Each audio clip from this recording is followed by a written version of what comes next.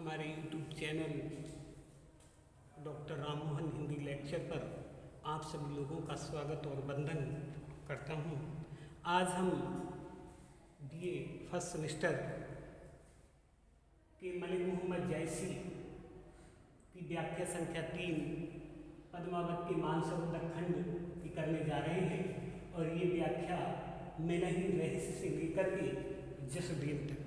किसी भी व्याख्या को करने से पहले सबसे पहले हम संदर्भ लिखते हैं और संदर्भ में लिखते हैं कि प्रस्तुत पद्यांश हमारी पाठ्यपुस्तक हिंदी काव्य के मलिक मोहम्मद जैसी द्वारा रचित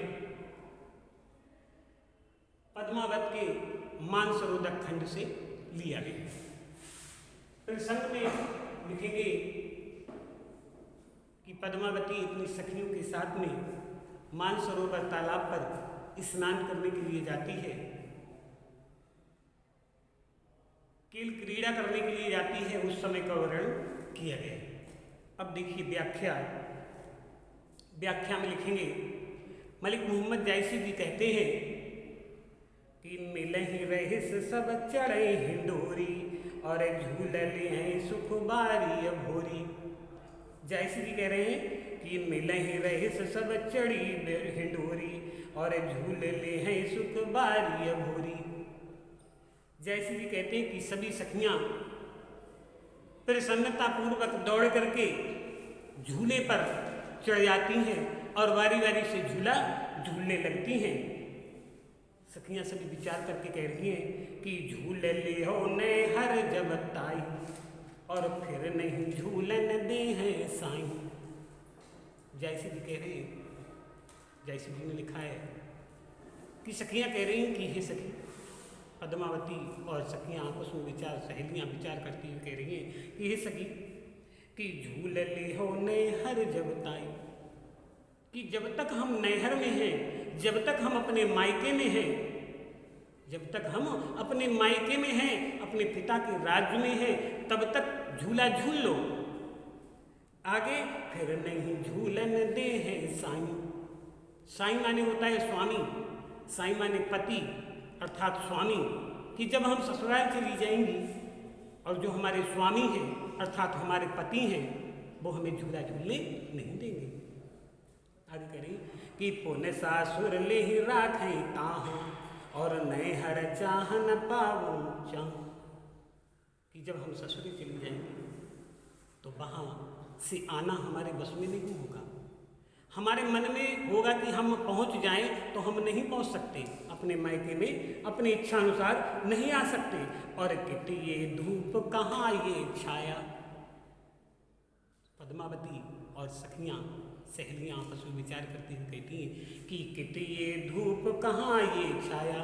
जो ये धूप और छाई, जो धूप और छाए का जो आनंद हम ले रहे हैं, रहे वो सती बिन मंदिर माही, ये ऐसा माहौल वहाँ नहीं होगा। ये धूप और छाया का जो हम आनंद उठा रहे हैं यहाँ पर, वो वहाँ नहीं मिलेगा।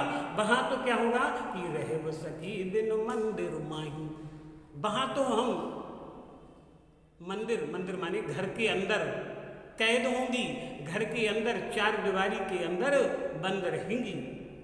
और गुण पूछें और ले हैं दोखू, करें कि गुण पूछें और ले हैं दोखू, कौन उतर पाबो तय मुखू।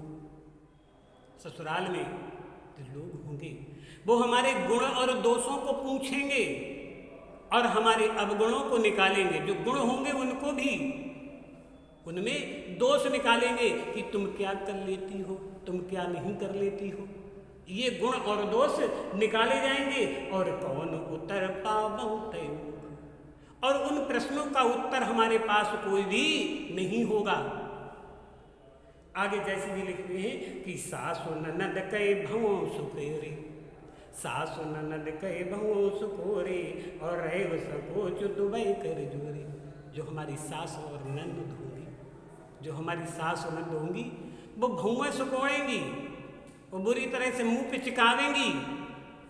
और क्या कि रह सकोच दुबई कर जोरे, कर माने होता है हाथ, और हम संकोच बच कुछ नहीं कह पाएंगी, हम संकोच बस कुछ नहीं कह पाएंगी, केवल दोनों हाथों को जोड़ करके विनती ही कर सकेंगी और कुछ नहीं कर सकती। आगे कह रहे हैं कि कित ये रह सजो आवो करना और ससुरे अंत जन्म भर वरना, कि ये कितने हर की मैक में जब हम ससुराल चली जाएंगी और वहाँ से आना, क्या हम पता है कब आए, नहीं आ सकते। और कित ससुरे अंत जन्म वरना, और अंत तक पूरे जीवन भर हमें ये दुख सहना पड़ेगा, जीवन के अंत तक पूरे जीवन भर हमें दुख ये सहना पड़ेगा। आगे दोहा में कह रहे हैं कि कित नए हर पुन आवो और कित ससुरे ये खेल, और आप कहे हुए परव पंख जसुदेल। अंत में जयसी जी लिखते हैं कि कित नए हर पुन आवो, कि हे सखी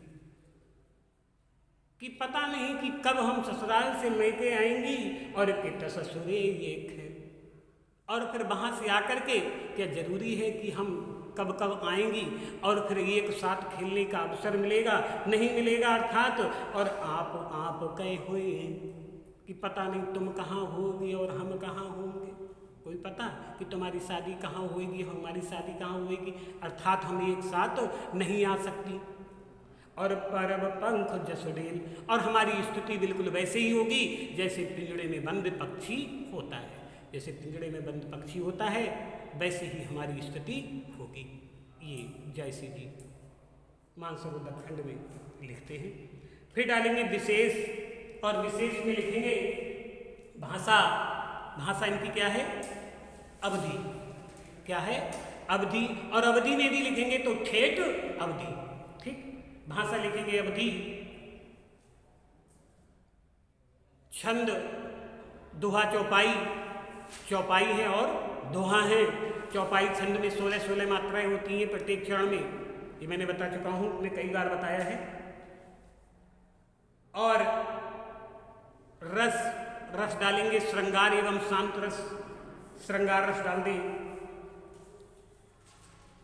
एक पॉइंट और लिख लेंगे अलंकार, अलंकार में लिखेंगे अनुप्रास, समासोक्ति अलंकार लिखा है, समासोक्ति, दृष्टांत, और ये आप वहाँ पाया वहाँ पर पुनरुक्ति प्रकाश अलंकार है। अलंकारों को नोट कर लिया करो, ये पुनरुक्ति प्रकाश अलंकार है। ठीक, एक पॉइंट और लिखेंगे कि ससुराल की यातनाओं का वर्णन, ससुराल की यातनाओं का चित्रण बहुत ही मार्मिक बन पड़ा है। ससुराल की यातनाओं का चित्रण बहुत ही मार्मिक बन पड़ा है।